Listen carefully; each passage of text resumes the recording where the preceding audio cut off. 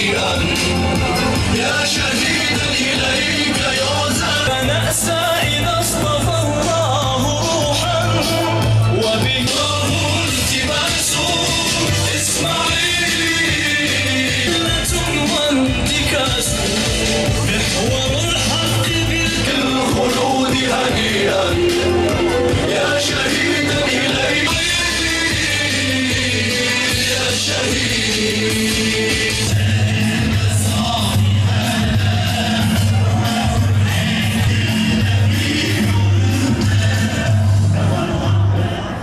Yüce Rabbimiz Celle Celaluhu Yüce kitabımız Kur'an-ı Kerim'de biz müminlere, Müslümanlara, kendi yolunda mücadele edenlere hep ümit aşılamış. Ümit var olmamızı emretmiş. Ümit var olmamızı istemiştir. Öyle ki Hazreti Yakub'un dilinden Yusuf suresinde Cenab-ı Allah şöyle buyuruyor. Ey çocuklarım, gidin Yusuf'u ve kardeşini arayın. Allah'tan ümidinizi kesmeyin. Çünkü ancak Allah'tan ümidini kafirler keserler. Değerli kardeşlerim, insan malını kaybederse tekrar bulur. Evini kaybederse tekrar bulur. Memleketini kaybederse tekrar bulur. Ama insan ümidini kaybederse her şeyini kaybeder. Ümidini kaybeden toplumlar her şeyini kaybetmişler ve neticede zalimlerin kölesi haline gelmişler. İnsanı ayakta tutan, insana mücadele ruhu veren ve dahi insanı zafere ulaştıran insanın beslediği ümittir. Bakınız, İslam tarihinde 3 olay vardır ki okuyan herkese, biz müminlere nasıl bir ümit sahibi olmamız gerektiğini anlatıyor. Birinci olay Mekke'de gerçekleşiyor. Peygamber Efendimiz Aleyhisselatu Vesselam Kabe'de namaz kılarken bedbaht müşrikler Peygamber Efendimiz Aleyhisselatu Vesselam'ın üzerine yeni kesilmiş bir devenin işkembesini atıyorlar ve Efendimiz'e hakaret ediyorlar. Bunu duyan Hazreti Fatıma annemiz, daha çocuk o zaman, koşarak gelip Peygamber Efendimiz Aleyhisselatu Vesselam'ın üzerindeki o işkembeleri, üzerine atılan o pislikleri temizliyor ve o müşriklere de hakaret ediyor. Peygamber Efendimiz Aleyhisselatu Vesselam biricik kızına diyor ki, ey kızım, Allah babanı yalnız bırakacak diye üzülme. Allah'a yemin olsun ki bu bölgede, bu civarda ta Yemen'e kadar, Şam'a kadar gerek kıldan yapılmış çadır, gerek kerpiçten yapılmış hiçbir ev kalmayacak ki bu din oraya gidecek. Peki gerçekleşmedi mi? Gerçekleşti. Ama olayın oluş şekli, Efendimizin bunu hangi zamanda söylediği bizim için çok önemli. Bakın, kendi kavmi tarafından dışlanıyor, hakaretlere uğruyor. Hatta defalarca Mekke'de suikast, kendisine suikast yapılıyor. Hangi kapıya gidiyorsa birçok kapı yüzüne kapanıyor. Ve en sonunda Kabe'de namaz kılarken üzerine deve işkembesi atılıyor. Biricik kızı gelip onun elbiselerini temizliyor. Böyle bir ortamda, böyle bir zamanda kimsesizken verdiği ümide bakın. Efendimiz Aleyhisselatü Vesselam'ın verdiği ümide bakın. Bir ikincisi, Efendimiz Aleyhisselatü Vesselam Mekke'den Medine'ye hicret ederken gerçekleşiyor. Mekke'den Medine'ye gizli bir şekilde hicret ediyor. Her türlü tedbiri alıyor. Yakalanmamak için her türlü tedbiri alıyor. Hazreti Ebubekir Efendimizin çobanı onlara gizliden yiyecek getiriyor. Sonra çalı çırpıyla kendi ve hayvanlarının ayak izini siliyor. Çekine çekine dağlardan yürüyorlar. Dağ eteklerinden yürüyorlar. Neticede bir mağaraya sığınıyor. Sonra Medine'ye doğru giderken Efendimiz ve arkadaşı için müşriklerin ileri gelenleri 100 deve ödülü bırakıyor. Bunu duyan bütün eşkıyalar onların peşinden koşuyor. Sonra Süraka adında bir izci onları uzaktan fark ediyor. Kendisine gelip soranlara ters istikamet gösteriyor. O aklınca diyor ki ben yakalayacağım, 100 devenin sahibi ben olacağım. Neticede Efendimiz Aleyhisselatü Vesselam'a yaklaşınca Siyer kitabından biliyorsunuz olayı, atı kumlara batıyor. Bu olay bir iki defa tekrar edince Süraka akıllı bir insan. Gerçekten zeki ve akıllı bir insan. Bu başına gelen olayın sıradan bir olay olmadığını, bunda bir ilahi elin, ilahi kudretin olduğuna inanıyor. Ve Efendimiz Aleyhisselatü Vesselam'ın yanına geliyor, aman diliyor. Peygamber Efendimiz Aleyhisselatü Vesselam, bakın bir zat-ı muhterem düşünün, kendi memleketinde barınamamış, gizli bir şekilde yakalanmamak için gizlice kendi memleketini terk edip daha önce hiç görmediği, tanımadığı bir memlekete gidecek. Kendisini ve arkadaşını öldürmek için her taraftan kendisini takip ediyorlar.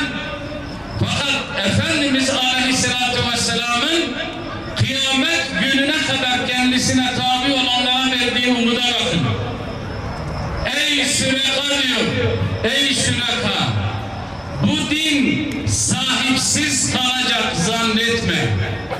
Nefsimi kudret elinde tutan zata yemin ederim ki öyle bir zaman gelecek ki bir kadın tek başına San'a'dan Hadramevt'e kadar yolculuk yapacak da Allah'tan başka hiç kimseden korkmayacak.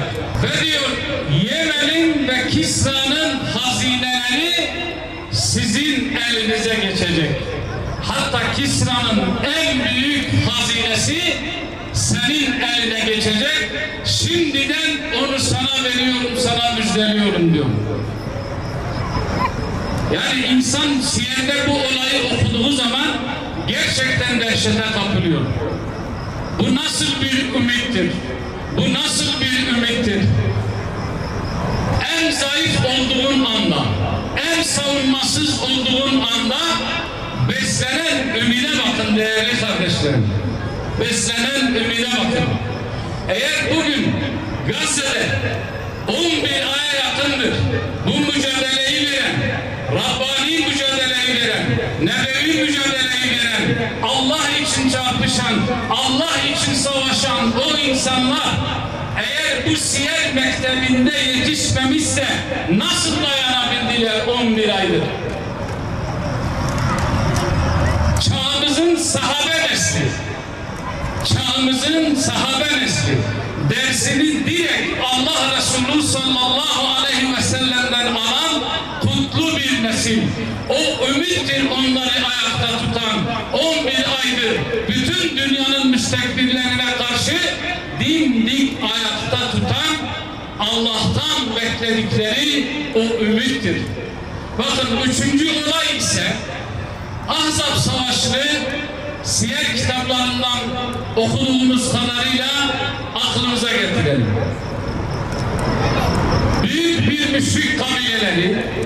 yani Ahzab, hizipler toplamış 12-13 taneden fazla büyük kabile, büyük aşiret, küçük şehir devletleri toplanmışlar. Medine'yi abluka altına almışlar.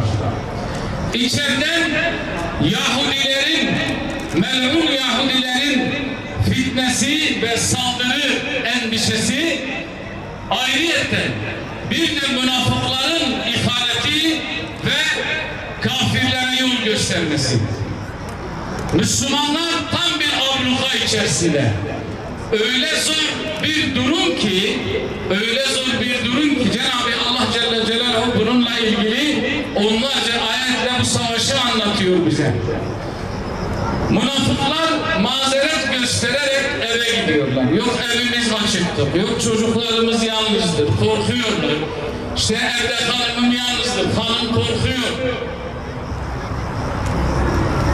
Çocuklarım sahipsizdir, gidebilir miyim? Gidiyorlar, sıvışıp gidiyorlar.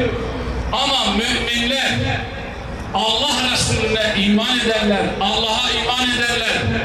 Zafere inananlar, Allah'tan ümit bekleyenler, Peygamber Efendimiz Aleyhisselatü Vesselam'dan habersiz adım atmıyorlar. Abdest almaya giderken bile soruyorlar. Ey Allah'ın Resulü, abdest almaya gidebilir miyiz diye. Bakın böyle bir cenderenin içerisindedirler. Böyle bir tehlikenin içerisindedirler. Her taraftan kuşatılmışlar. İçeriden ve dışarıdan. Tıpkı Gazze'de olduğu gibi. Dışarıdan İsrail her tarafı kuşatmış.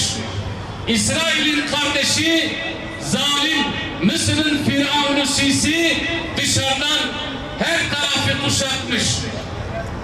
İçeriden Mahmud Abbas ve avanesi gibi münafıkların tehlikesiyle her taraftan kuşatılmış. Dışarıdan Suud hanedanlığı, Birleşik Arap Emirlikleri, Ürdün, buna benzer zalim ve işbirlikçi yöneticiler her taraftan kuşatmışlar. Aynı Ahzab Savaşı gibi her taraftan kuşatılmışlar. Peygamber Efendimiz Aleyhisselatü Vesselam'a sahabeler gelip diyor ki ey Allah'ın Resulü, hendek kazarken büyük bir kayaya rastladık. Onu kıramıyoruz. Ne yapalım? Efendimiz Aleyhisselatü Vesselam balyozu eline alıp gidiyor. İlk balyozu vurduğunda Allahu Ekber diyor. Yemen'in saraylarını size müjdeliyorum. İkinciyi vurduğunda Allahu Ekber diyor. Kisra'nın saraylarını size müjdeliyorum. Üçüncüyü vurduğunda Allahu Ekber, Bizans'ın saraylarını size müjdeliyorum diyor. Bakın değerli kardeşlerim, manzarayı anlattık, nasıl büyük bir tehlike var ve büyük bir cennetin içerisindedirler. Fakat Efendimiz Aleyhisselatü Vesselam'ın o gün bahsettiği bu üç medeniyet, üç devlet de zamanının süper gücü. Zamanının süper gücü. Bugünün Amerika'sı gibi, İngiltere'si gibi, Rusya'sı gibi zamanın süper gücü. Hatta münafıklar dalga geçmeye başladılar. Dediler ki hele Muhammed'e bakın. Hele içine düştüğü bu duruma bakın. Arkadaşları abdest almaya izinsiz bile gidemiyor. O bize Bizans'ı, Kisra'yı ve Yemen'i vaat ediyor.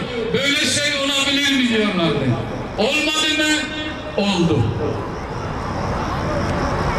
Onun için Rabbi Zülcelal diyor, üzülmeyin, gevşemeyin. Eğer gerçekten müminseniz, galip gelecek olan sizlersiniz. Bugün Gazze'den bütün dünyaya sesleniyorlar. Ebu Übeyde çıkıp sesleniyor. Halid Meşan çıkıp sesleniyor. Yahya Sinvan çıkıp sesleniyor. Biz zafer kazanacağız diyorlar. Zafer bizimdir diyorlar. İsrail yıkılacak diyor. Bütün benliğimizle iman ediyoruz ve inanıyoruz ki zafer oradaki değerli kardeşlerimizin olacak, inananların olacak. İsrail ve avanesi, Amerika ve avanesi yıkılacak. Tıpkı 1400 sene Efendimiz Aleyhisselatü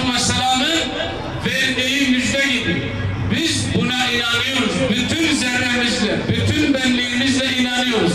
Zafer o Müslümanların olacak.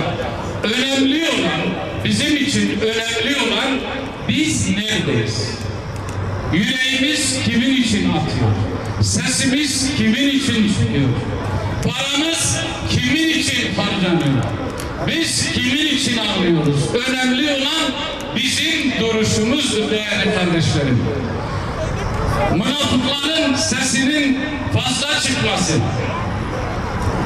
İslam düşmanlarının sesinin fazla çıkması, basından Müslümanların aleyhinde konuşması, her tarafta Müslümanların aleyhinde dedikodular yapıp polisler oluşturup Müslümanları töhmet altında bırakmaları, Müslümanları baskı altına almaları bizi yıldırmasın.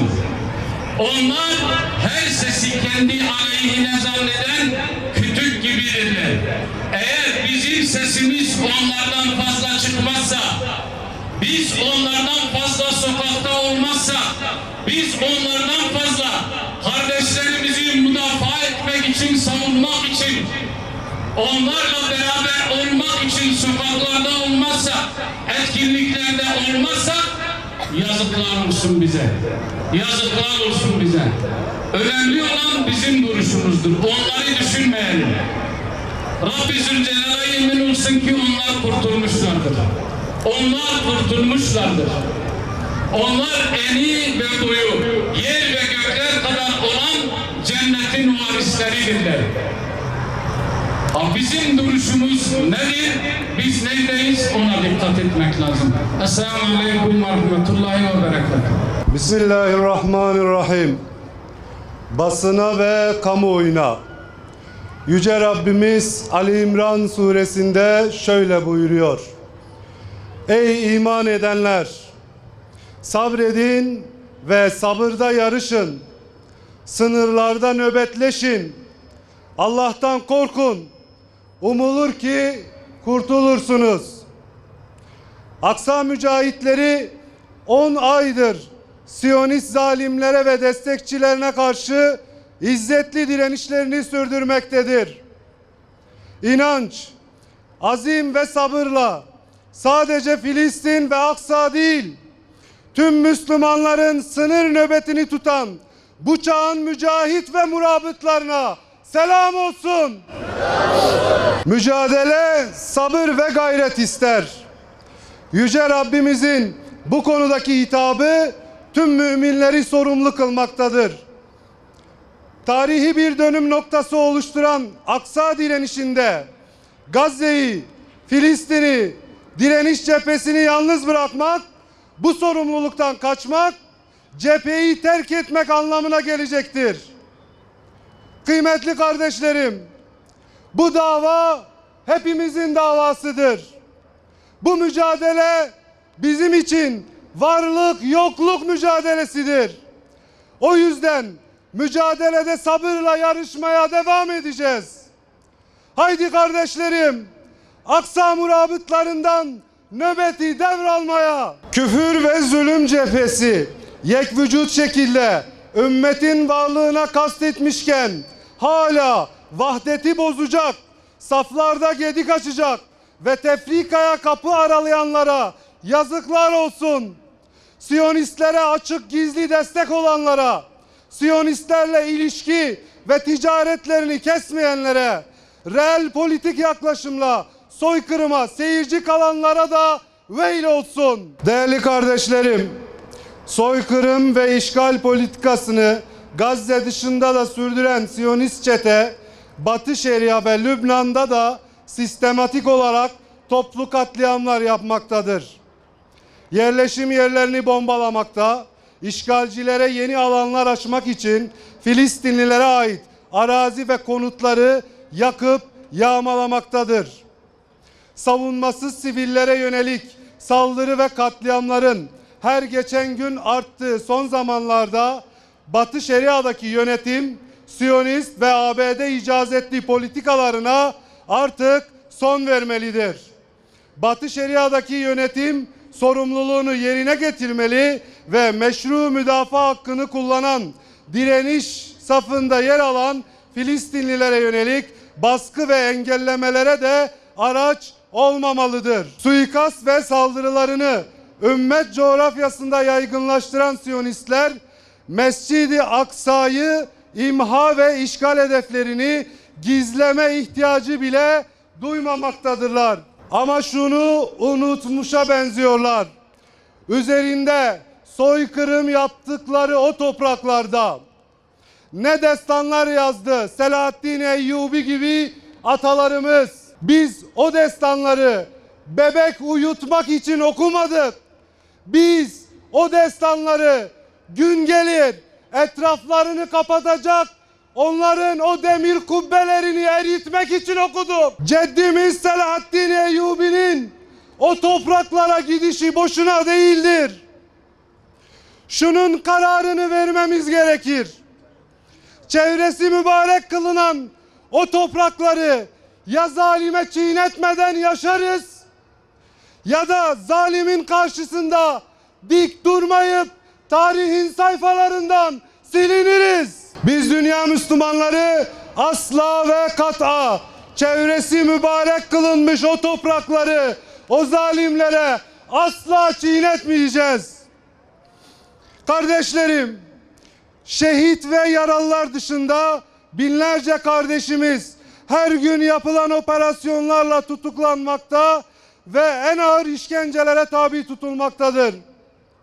Siyonist zindanlarında kıyım ve soykırımın başka bir çeşidi sergilenmektedir. Siyonist rejim ve hamisi ABD yapılan ateşkes müzakerelerinde işgali kalıcı hale getirme planları yapmakta ve oyalama taktiği uygulamaktadır. Siyonist ve işbirlikçilerin bu diplomatik hile ve tuzaklarına karşı tüm Müslümanlar uyanık ve basiretli olmalıdır.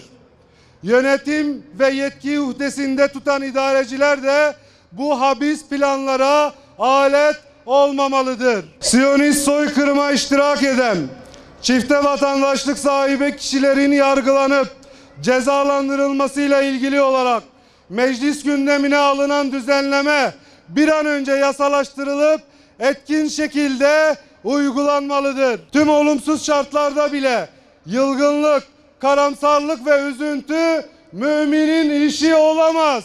Hepimiz ilahi emrin muhatapları olarak sabır ve azimle mücadelemize devam etmekle mükellefiz. Her alanda ve zeminde Gazze'yi, Aksa'yı gündemimizin ilk sırasına alarak bilinç ve direnişi sürekli ve canlı tutmalıyız. Vahdet ve dayanışma halinde ümmetin tüm dinamiklerini harekete geçirmek için tüm imkan ve enerjimizi seferber etmeliyiz. Ve her geçen gün şehit kanlarıyla güçlenen direniş cephesinde yerimizi alarak kenetlenmiş saf haline gelmeliyiz. Unutulmasın ki bu dava Allah'ın davasıdır. Ezelden başlayan bu dava ebede kadar sürecektir. Ve hiç kuşkunuz olmasın ki galip gelecek olanlar da Allah'ın taraftarlarıdır. Ümit var olunuz. Gün gelir Filistin topraklarının feryadı diner ve o diyarlarda yeniden güller açar. İşte o gün mazlumun öç alma günüdür. O gün zalimin zulmettiği günden daha korkunç olacaktır. Ümit var olunuz. Çünkü şu istikbal inkılabı içerisinde en yüksek gürsada İslam'ın olacaktır. Tekbir!